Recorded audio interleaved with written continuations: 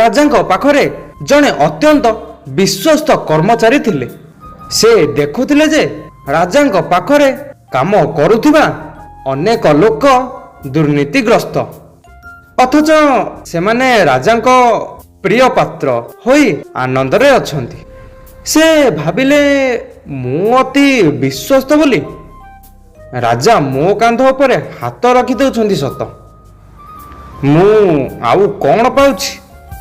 ସୁଯୋଗର ଟିକିଏ ସଦୁପଯୋଗ କଲେ ମୁଁ ମଧ୍ୟ ନିଜ ପରିବାର ଲାଗି ଅଧିକ କିଛି କରିପାରନ୍ତି। ଏମିତି ଭାବୁ ଭାବୁ ଶୀଘ୍ର ସୁଯୋଗ ମିଳିଗଲା।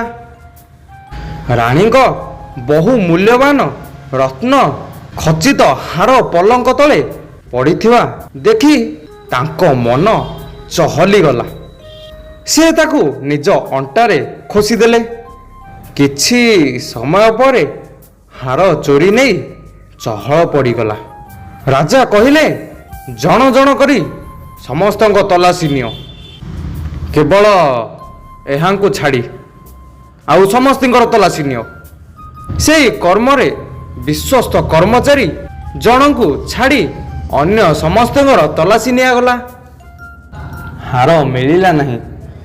ଯେତେବେଳେ ରାଜା ଏଭଳି ଆଦେଶ ଦେଲେ, ସେତିକି ବେଳେ ପ୍ରଥମେ ତ ବିଶ୍ୱସ୍ତ କର୍ମଚାରୀ ଜଣକ ଆଶ୍ୱସ୍ତ ହେଲେ, କିନ୍ତୁ ପରବର୍ତ୍ତୀ ସମୟରେ ତାଙ୍କ ମନରେ ବିଷାଦ ଘୋଟିଗଲା। ସେ ମନେ ମନେ ଭାବିଲେ, ମୋ ଗୁଣ ଲାଗି ରାଜା ମୋ ଉପରେ ବିଶ୍ୱାସ ପ୍ରକଟ କରି ମୋତେ ଆଜି ସବୁଠାରୁ ଅଧିକ ମୂଲ୍ୟବାନ ପୁରସ୍କାର ଦେଇଛନ୍ତି, ଆଉ ମୋର କ'ଣ ଲୋଡ଼ା? ରତ୍ନହାର ଚୋରି ନେଇ ସେ ଭୀଷଣ ଅନୁତପ୍ତ ହେଲେ ଓ ରାଜାଙ୍କ ଆଗରେ ରତ୍ନ ହାରଟି ଥୋଇ କାନ୍ଦିବାକୁ ଲାଗିଲେ।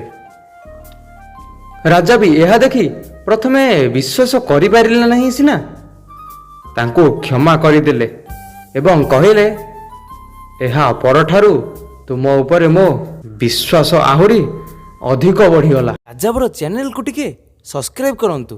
ବହୁତ ଜଲ୍ଦି ଆହୁରି ନୂଆ ନୂଆ ଗପ ଆସିବାକୁ ଯାଉଛି, ତେଣୁ ଆଉ ବିଳମ୍ବ ନ କରି ଜଲ୍ଦି ଯାଇ ସବସ୍କ୍ରାଇବ୍ ବଟନକୁ କ୍ଲିକ୍ କରି ବେଲ୍ ଆଇକନ୍କୁ ଅଲ୍ରେ ସେଟ୍ କରିଦିଅନ୍ତୁ। ଧନ୍ୟବାଦ।